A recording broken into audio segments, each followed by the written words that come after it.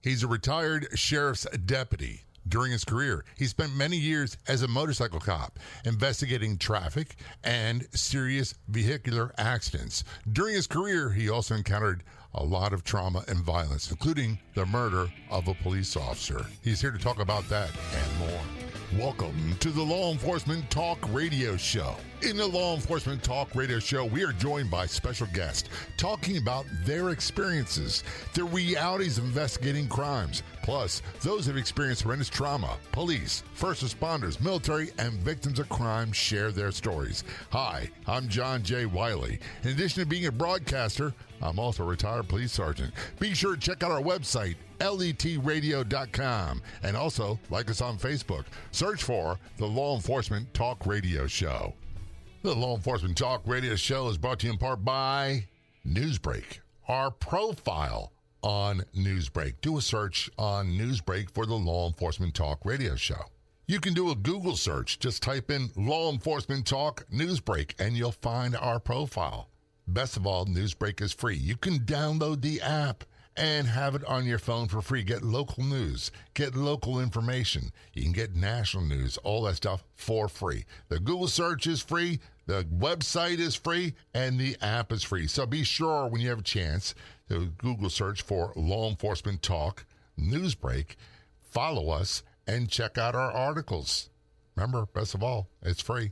Calling us from California, we have retired law enforcement officer Jason Hoschouer on the phone. Jason, thanks so much for being a guest on the show. Very much appreciated. I'm very happy to be here. Thanks for the opportunity. Jason is a retired law enforcement officer, retired deputy sheriff. He was also a motor cop for many years, and he's a fellow podcaster now. He has a podcast called What's Your Emergency? We'll talk about that later. How long were you in the sheriff's department? Just over 22 years. Seems like a lifetime ago? Just about a lifetime ago, yes. How long ago did you retire? Well, actually, I am going through the QME medical retirement process. So I'm into what I'm referring to as retirement purgatory. So I haven't put on a uniform since July of 2020, but I'm also not officially done yet because I haven't gotten the doctor's final say-so. Yeah, I went through that retirement limbo. Here's what happened for me. I got hurt. I thought I sprained my wrist in a real violent encounter and had multiple surgeries and steel plates. And when the doctors decided my career was over and the lawyers, you're stuck. You can't go back to work and you can't start a new career. You have to wait till you go through all the process and the litigation and finally get the hearing, and then they make a determination. Is that what's going on for you? Exactly correct. A lot of fun, I'll tell you. No, it was the worst part of my life. I'll be honest with you. It was not a good time.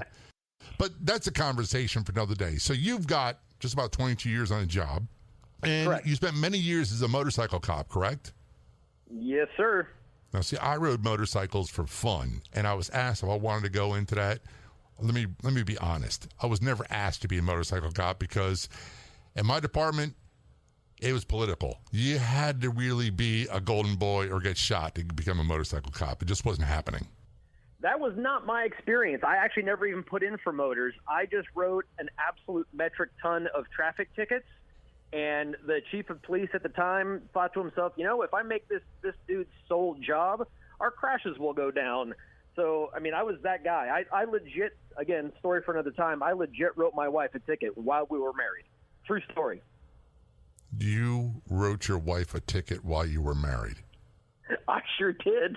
She hates that story. I didn't submit it because I enjoy being married, but I was just trying to make a fun little point, and it's a fun topic of conversation occasionally. I can tell you right now, your idea of fun and mine are two totally different things. That may very well be true, but after 13 years on a motorcycle and the fact that I got a paycheck every 2 weeks to professionally ride a motorcycle still baffles me. Every time I got paid, I'm like, really? Again? Y'all are going to still pay me for this. All right, police work is dangerous enough. Riding a motorcycle is one of the most dangerous things you can do. And I gave it up for that very reason. But being a motor cop and riding all the time, those men and women, they get racked up, seriously hurt, and many of them killed just in stupid accidents because people don't look when they make a left-hand turn. 100%. I had my life flash before my eyes on more than one occasion and came real close to ripping people through some windshields on a number of occasions because they cut me off and I missed their bumper by an inch doing, 35, 40 miles an hour. It's just, it's dangerous, but I loved it. I absolutely loved it. I wasn't a motor cop. I cultivated this persona online as motor cop. I started blogging in 2008, and it really became a catharsis for me. And actually what we're going to talk about today is my most popular blog post of all time. And it was really a therapeutic experience for me to take all the negativity, the danger, the drama that comes with being a motor officer and allowed me to kind of exercise those demons instead of taking it out on the public at large. Well, I had to know the story, some of the details. We're talking about one of the really bad sides of police work. And there are many. There's a lot of great parts of the job that I loved, and most every cop I know loved. But one of them is when you have people killed, in particular when you have other law enforcement officers shot and killed or murdered in line of duty. And that's what you went through. Yes. Yeah, it was September 4th of 2012. I happened to be one of the first on scene when Officer Youngstrom was shot and killed about a mile and a half from the PD that I worked at. He was a CHP officer. And CHP, for those who don't know, is California Highway Patrol. And was that a traffic stop? It was. Unfortunately, it wasn't even his traffic stop. He was backing up another officer. He was actually clearing a dead deer off of the freeway. And they communicated, the one officer and Officer Youngstrom, and Officer Youngstrom told the other guy, hey, just pull him over right by me and I'll go up and contact him. Walked up on the driver's side and was chatting with him as the other officer pulled in behind, was getting out of a car. Shot rang out. Officer Youngstrom disappeared from his view. And initial officer was actually very brand new. He'd only been on for, if memory serves, I want to say about 18 months. And he returned fire and was able to take the suspect down.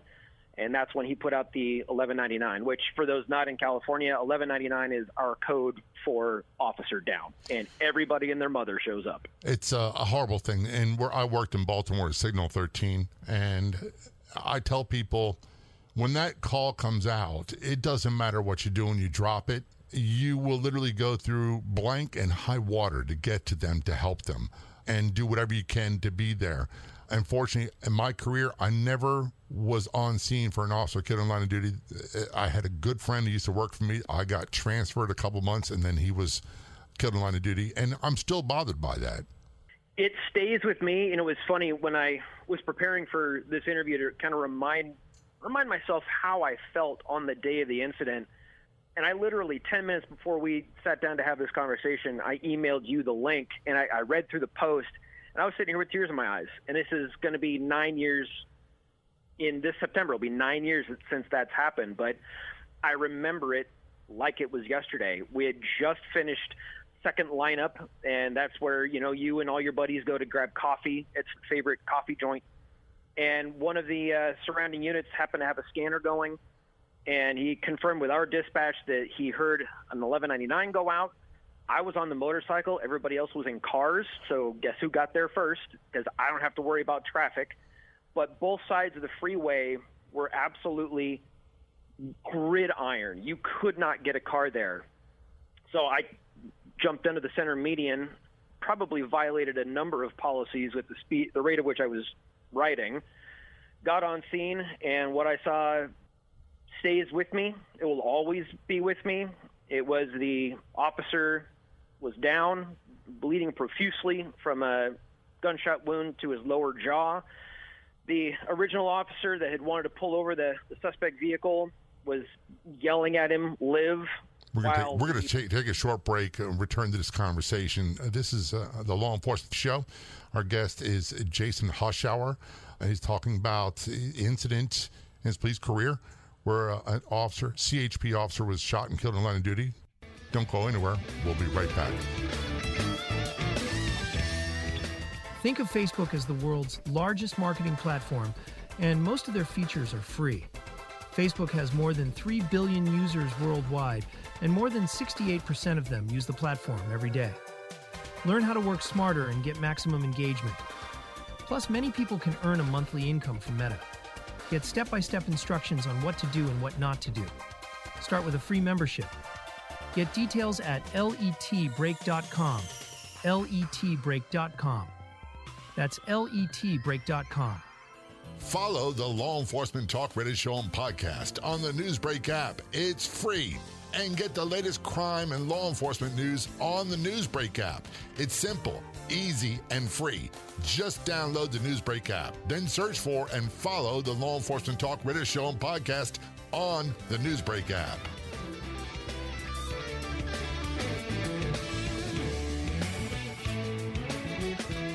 Return conversation on the Law Enforcement Show with Jason Hoschouer. He is a law enforcement officer from California, and we're talking about an incident when you were a motorcycle cop and you had the extreme misfortune of responding to a call for a CHP officer who was shot in the line of duty, and I believe before we went to break, you said he was shot in the jaw. That's correct, yes. So when I rolled up and I see him being worked on by the medics, his partner standing over him yelling, "Live, live," another CHP motor shows up, and we quickly recognize that nobody else is outstanding. And here in California, the code for that is code 4, which means no other big things need to happen right this very second. And I took a second, and I looked down at Officer Youngstrom's left hand, and I saw his gold wedding band, and I froze. I realized that this isn't just his life. Now we're talking he's married. Maybe he's got kids. At the time, I didn't know. And I walked over and I just held his hand. And when they put him on the gurney, I held his hand. And that other CHP motor that showed up, I escorted the ambulance with that guy. To this day, I don't recall what his name was, but you'd have thought that we'd trained together our whole lives. The way we broke intersections, the way we controlled traffic, it was truly a thing of beauty. And then I spent the remainder of the day at the hospital shuttling people to and fro to see the officer, to collect evidence, to gather in a meeting room. There was brass there from all over the place, county agencies, local agencies, CHP. I did take a moment when everything was, that brief moment of calm, and I called both my mom and my wife and let them know what was going on, that I was involved, but I was not injured, because I knew that they were going to be paying attention to social media. Social media was still fairly new in 2012. And I didn't talk to my wife again for like 8 hours. The thing about this, I've never gone through this.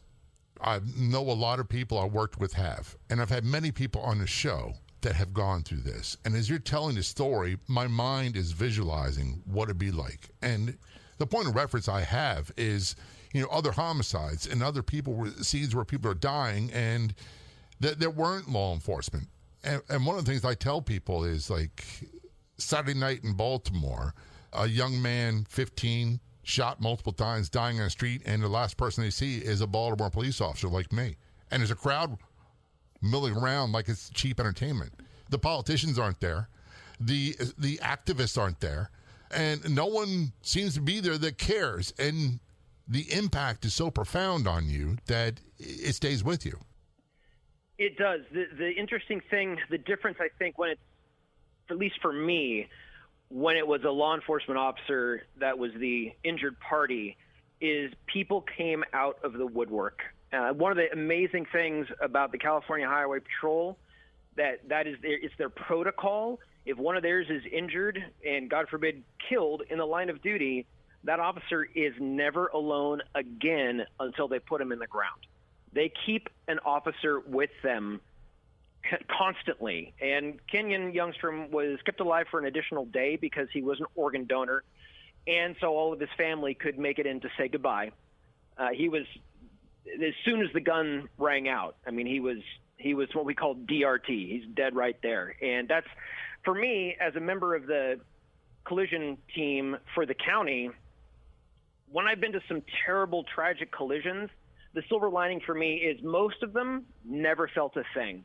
And that's what I like to think when it comes to Kenyon, is that it was just like shutting the light off.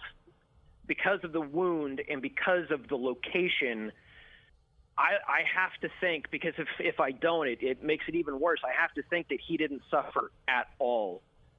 And that's something I can take away from it. And I see the support that the agency has given us.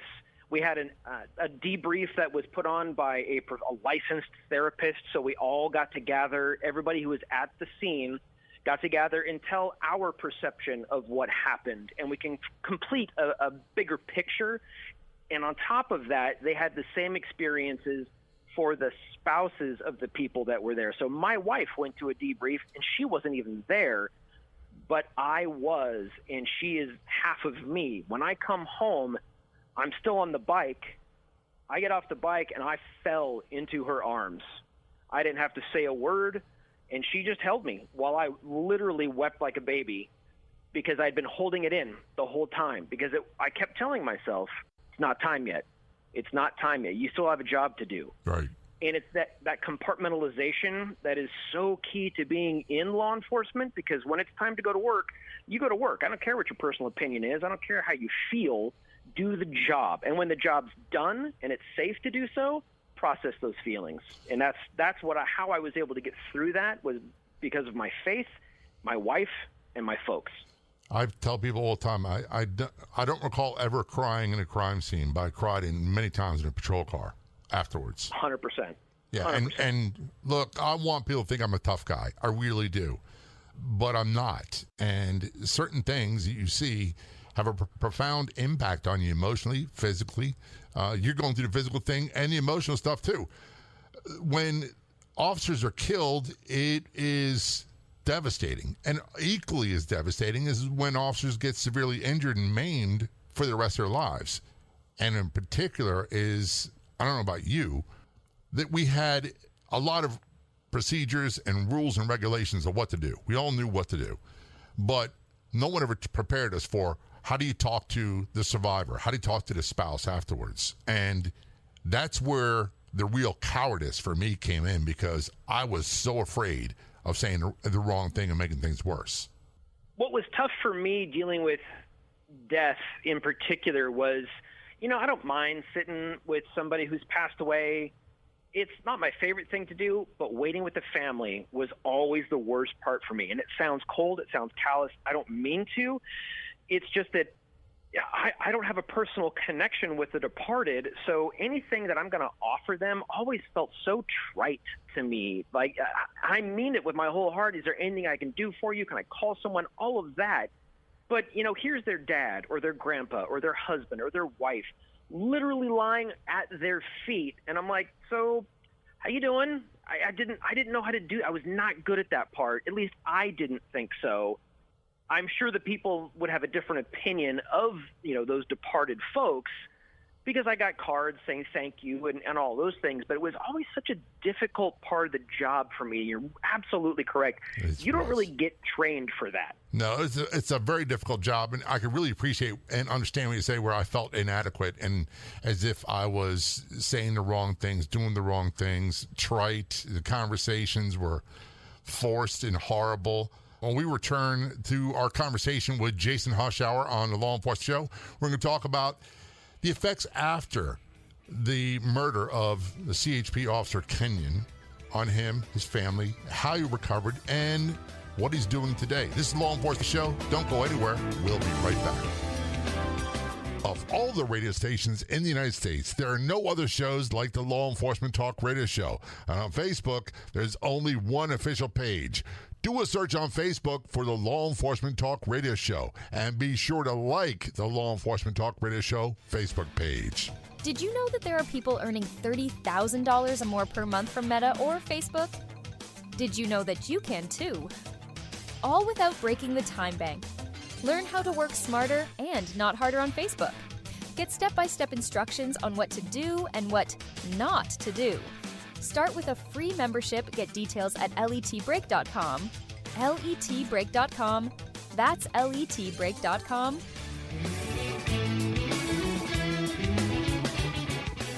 Back to our conversation with Jason Hoschouer. He is kind of like in retirement limbo from Sheriff's Department in California. 22-year veteran, injured in a retirement process, also a podcast. Her name is Podcast is What's Your Emergency.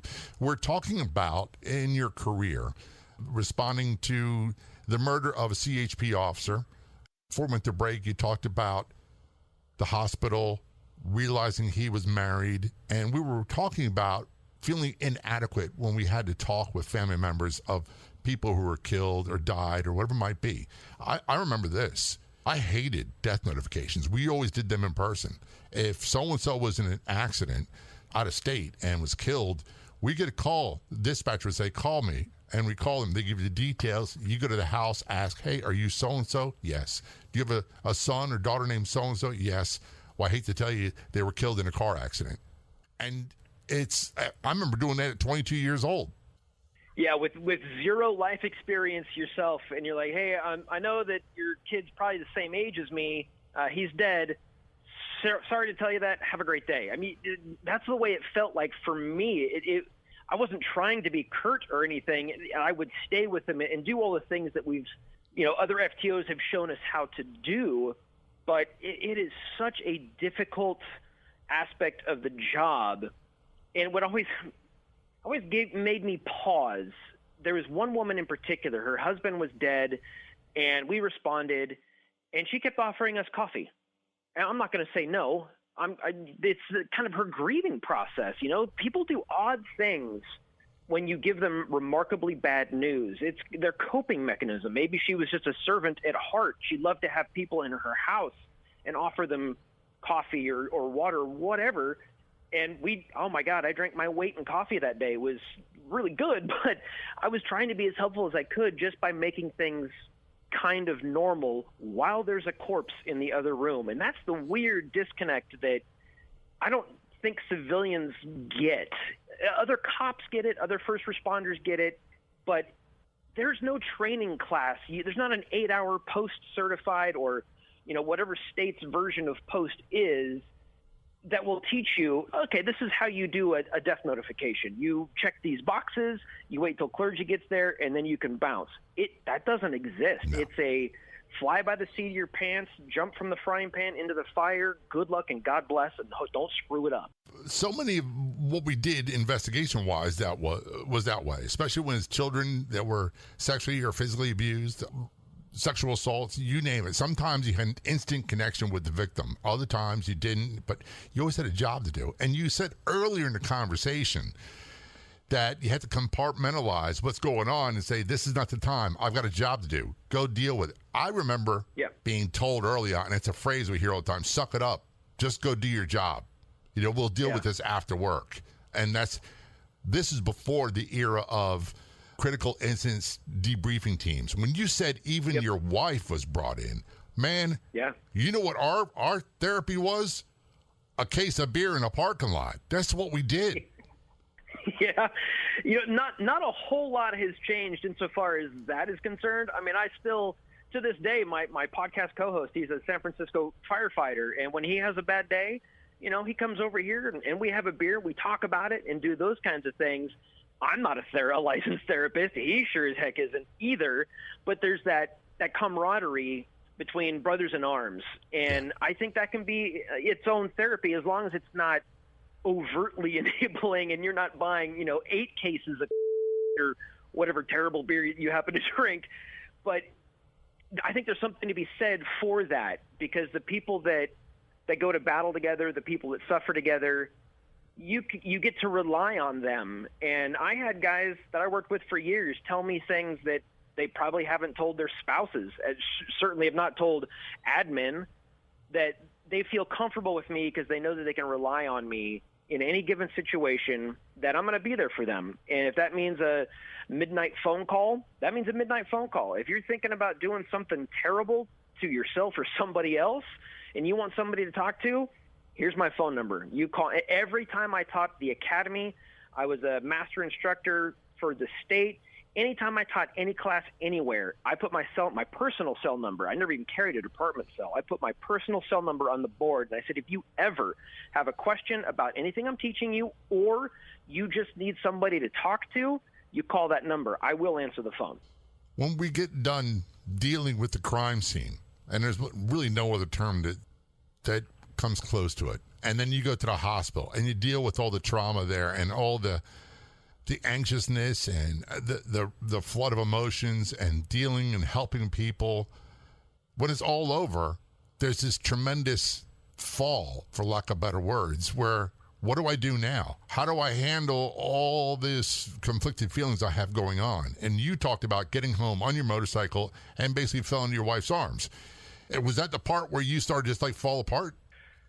I had held it together for so long, and without sounding like I'm tooting my own horn, I did a good job. I did whatever was asked of me. And when I said earlier that I would tell myself it's not time yet, I said those words out loud. I don't know if anybody else was around me or not, but I was talking to myself out loud. It's not time yet, because I would start to be overwhelmed. And when I got home and I'm inside my four walls here, I'm actually standing in the garage that I rode into almost 9 years ago. The door into the house opened. My wife stepped out. I swung my leg over off the bike, shut it down, walked into her, and literally crumbled into her arms. I still had all my gear on. I had my helmet on. I fell, literally fell. And I was able to release all of those pent-up stress, the pent-up fear, the pent-up anger, rage. I mean, pick an emotion, and it was in there somewhere. And then I did, after I talked with her for a few minutes, talked with my mom, talked with my dad, called them both, let them know I'm all right. I sat down at the computer and I wrote. That was my therapy for a very long time. It was cathartic for me, and all I did was put how I felt onto a digital piece of paper. And I've always jokingly said, it's a therapy and all that kind of thing. But truly, it allowed me to release those feelings, to exorcise those demons, because nobody gets out of this job without some demons. No. Everybody comes out scarred one way or the other. 100%. Years ago, we interviewed my dad for our old podcast, and he said, he's a retired firefighter. He said, nobody gets out of this job whole.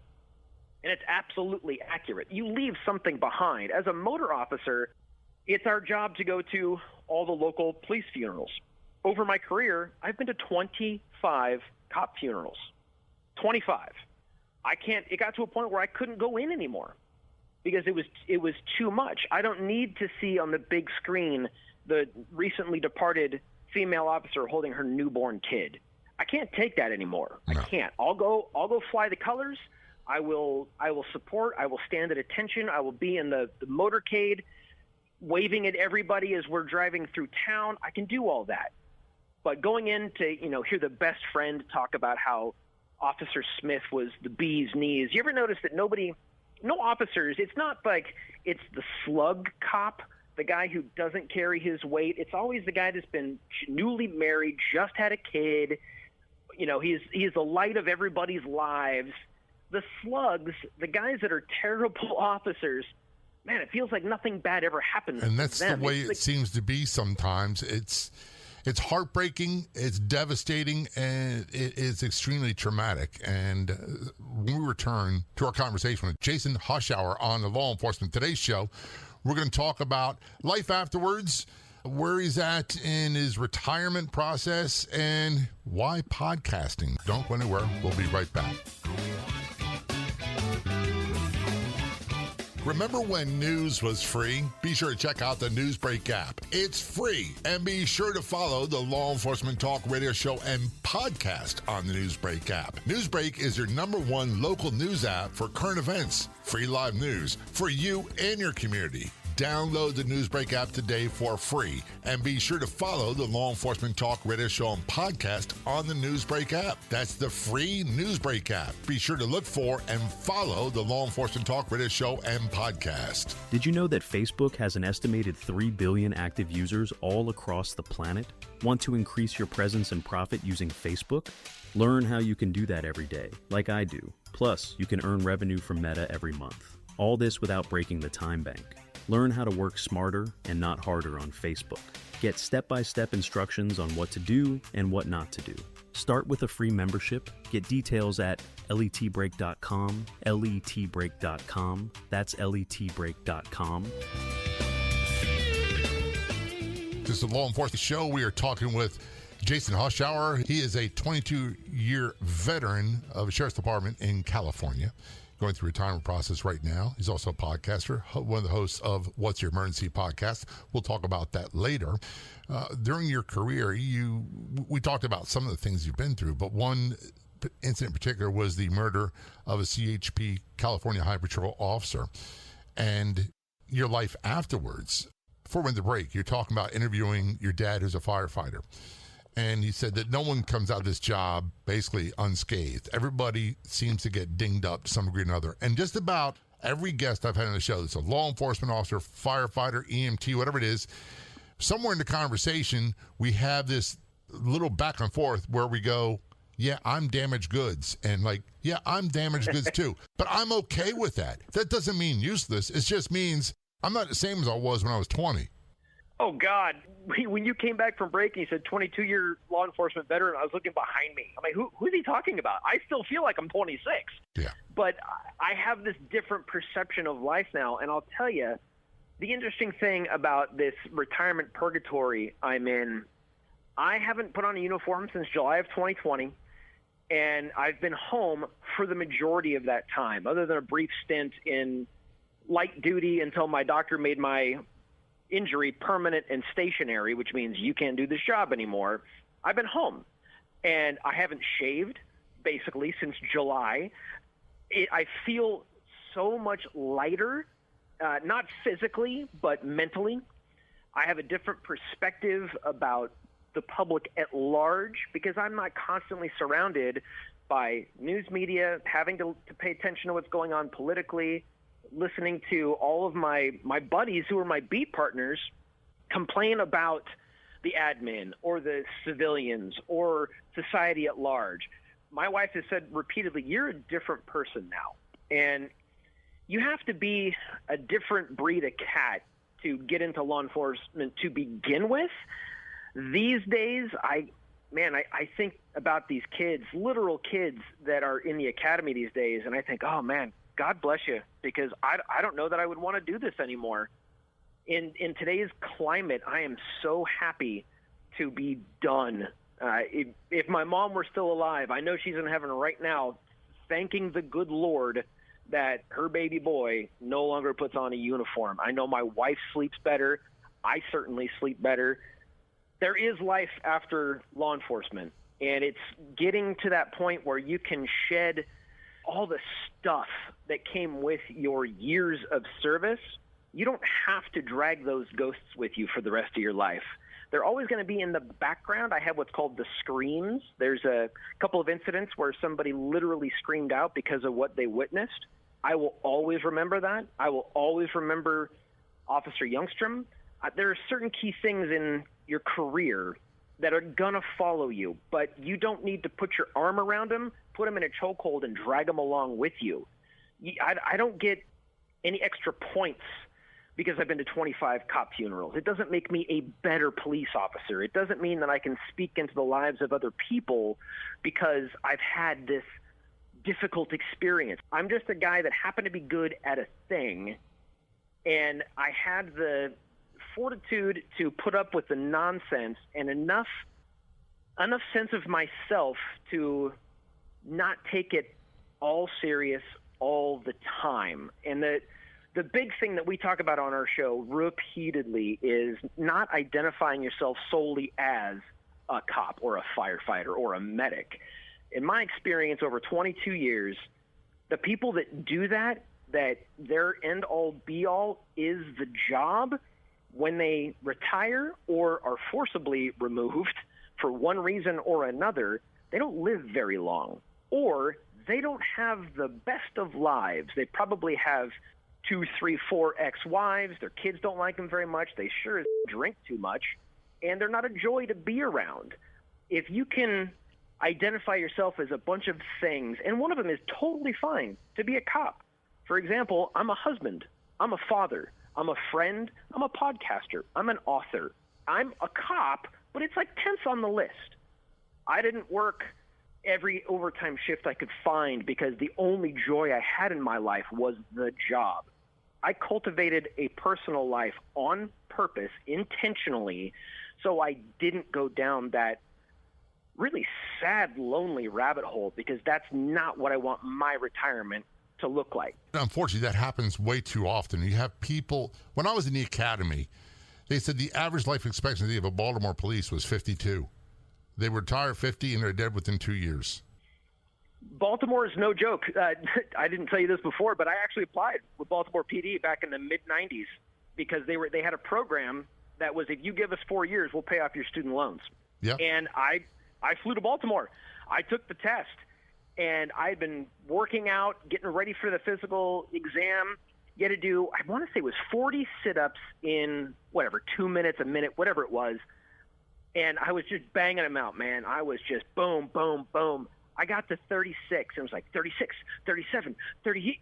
And God stood on my chest. I literally think God stood on my chest because I could not get up to save my life. I had been murdering those sit-ups for months. And I heard this voice say, "You don't belong here. Go home." So I did. And that's how I ended up working in California instead of Baltimore.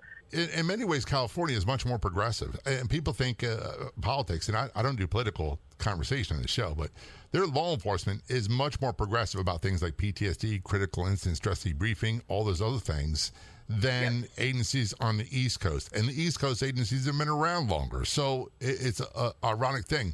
But somewhere along the line, you said earlier that writing for you was cathartic. For me, cracking a microphone on radio, because I started pursuing a career in radio about 8 years after retiring from police work. It's something I was always interested in. And I started this as a podcast in 2017. A radio station said, "Hey, we love it. Can you convert it to radio?" We did. We're now syndicated on probably close to 50 stations nationwide right now and growing. That changes every month, 1 or 2 stations added. So it's amazing. But when I crack the mic, it does something for me therapeutically. I have the exact same experience. We started, my co-host and I both started a blog back in 2008. It's a very long story I won't bore you with. We met on the internet, and we joke about it all the time. He was a blogger. I was a blogger. We had a mutual friend. We all met for beer one day, and then our original podcast was born not soon thereafter, and it was very similar. We would get together, crack the microphones on, and let's talk, man. Let's hash out some stuff. And then it grew into a much more, I like to refer to it as edutainment, right? Trying to educate people but entertain them at the same time. Give them a glimpse into what it's like to walk in a cop's motor boots or police or firefighters turnouts or whatever. There is more. There's more to this job than just a uniform. I've always said, people see me from the shoulders down. Nobody sees Jason. They see cop. Right. It's the uniform. They don't see Jason the guy. They see this officer. So we like to give people a glimpse into what our personal lives are like. How do we deal with our physical health, our mental health? We even talk about financial health. There's all kinds of aspects to life that are not unique to law enforcement or any first responder for that matter, but we are still human. We still have to pay the bills. We still have kids that need braces. We still see terrible things and have to muddle our way through them. What kind of tools and strategies do a knucklehead cop and firefighter have in common that we can walk through this stuff together? And it's called What's Your Emergency? Where can people find it? If you go to wyeradio.com, that is our website. Of course, you can go on basically any device anywhere, ask for What's Your Emergency. We're on, Apple, Spotify, every possible location. What's Your Emergency? It's hosted by the Happy Medic, which is my buddy, and me, Motor Cop. And Jason, thanks so much for being a guest on the show. Thanks for your service. For all you do is very much appreciated. Yeah, it was an honor to be here. Thanks so much, Jay. Cheers. This was the podcast version of the nationally syndicated Law Enforcement Talk radio show, and we are so glad that you decided to join us. Big thanks to our guests for telling their story on the show. 2 simple things you can do. Be sure to check out our website, letradio.com. That's letradio.com. And be sure to follow us or like us on Facebook. Do a search on Facebook for Law Enforcement Talk Radio Show. And be sure when you see a post that we put up that you like, that you resonate with, that gets your attention, be sure to share it with your friends. We'll be back in just a few days with another great episode of the show. See you then.